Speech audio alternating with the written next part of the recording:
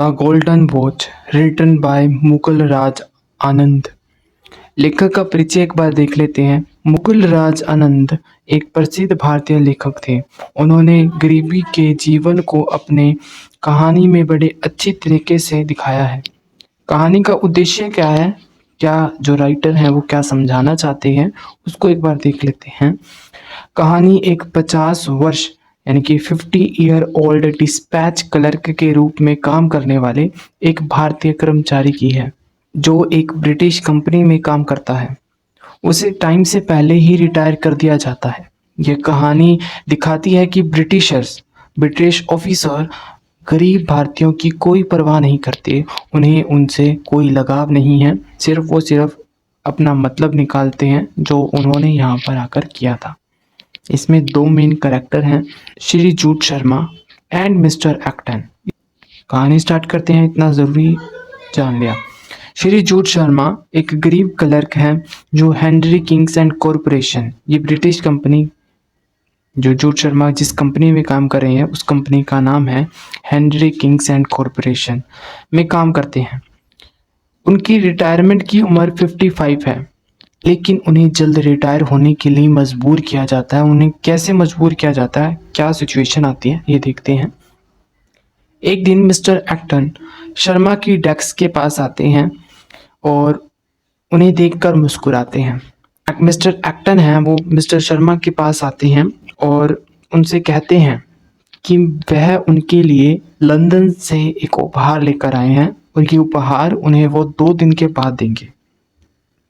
शर्मा हैरान हो जाता है कि वो यह सोचता है कि इतने सारे कर्मचारी हैं, मिस्टर एक्टर ने मुझे ही क्यों चुना। तो इसके बारे में सोचते हैं और उनसे इंतज़ार नहीं होता 2 दिन का, कि वो दिमाग पर यही चलता रहता है कि क्या क्या होगा, वो गिफ्ट क्या किसी और को नहीं दे रहे, वो मुझे क्यों दे रहे हैं। तो काफ़ी सवाल हैं जो मिस्टर शर्मा के माइंड पे चल रहे होते हैं।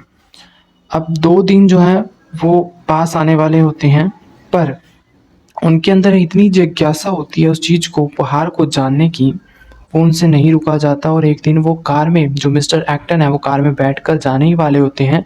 इसी बीच जो शर्मा है उनके पीछे आते हैं भागकर और इन्हें रोकते हैं। जो मिस्टर एक्टन है वो उन्हें देखकर इग्नोर नहीं करते, वो कार रोकते हैं और उनको बताते हैं कि वो उन्हें उपहार में एक सुनहरी घड़ी देंगे, यानी कि गोल्ड वॉच देंगे एक।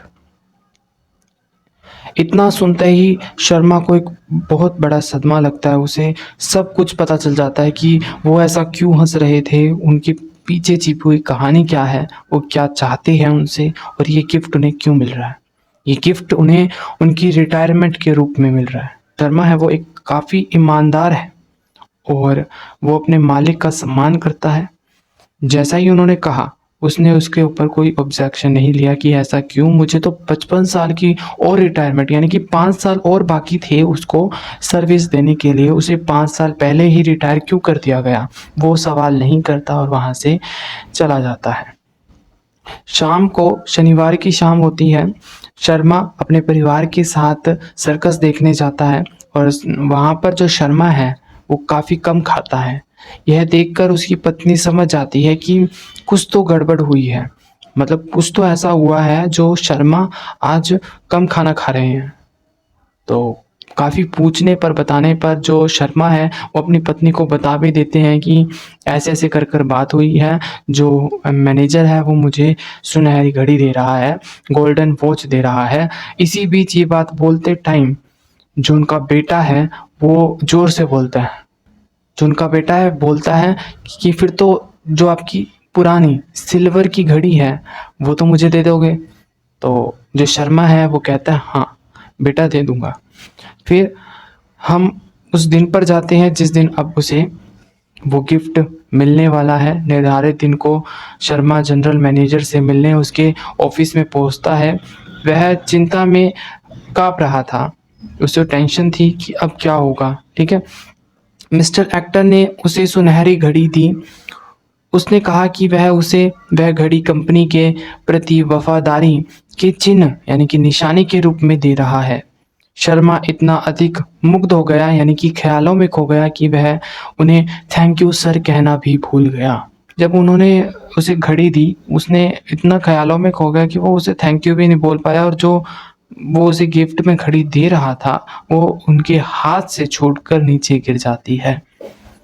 और जो मिस्टर एक्टन है वो उसे उठाते हैं और फिर उसे चेक करते हैं कि ये सही तरीके से चल रही है या नहीं। फिर वो उसे हिलाते हैं, हाँ, ठीक है, चल रही है। वो उसे दे देते हैं और वहाँ से चले जाते हैं।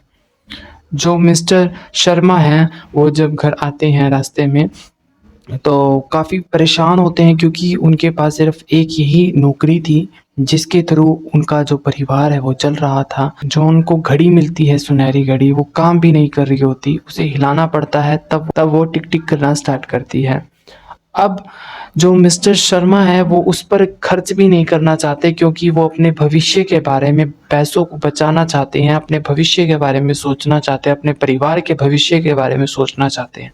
इस कहानी का मेन उद्देश्य ही यही है कि जो लेखक हैं वो दिखाना चाहते हैं, किसके बीच में संबंध दिखाना चाहते हैं, ब्रिटिशर्स और इंडियंस के बीच में, कि जो ब्रिटिशर्स हैं वो कितने दोगले हैं, कितने बेकार हैं, जो इंडियंस पर बिल्कुल भी तरस नहीं खाते, वो सिर्फ मतलब से वास्ता रखते हैं। और दूसरे तरफ जो हमारे लेखक हैं वो भारतीयों को एज अ ईमानदार, मेहनती और ऑनेस्ट दिखाते हैं। क्योंकि देखो यहाँ पर कितने सारे रोल दिखाए गए हैं। एक शर्मा का एक ऐसा रोल है, उन्होंने देखो अपने मालिक को दोबारा नहीं कहा कि मुझे अपने 5 साल और, ये मेरा हक है कि मैं 5 साल और इस कंपनी में काम करूं।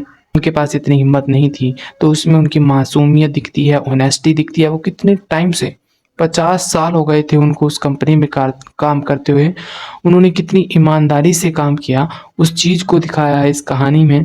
तो आई होप आप सभी को ये कहानी और इस कहानी के उद्देश्य के बारे में समझ में आया होगा। Thank you for watching my YouTube channel concept study bye SK।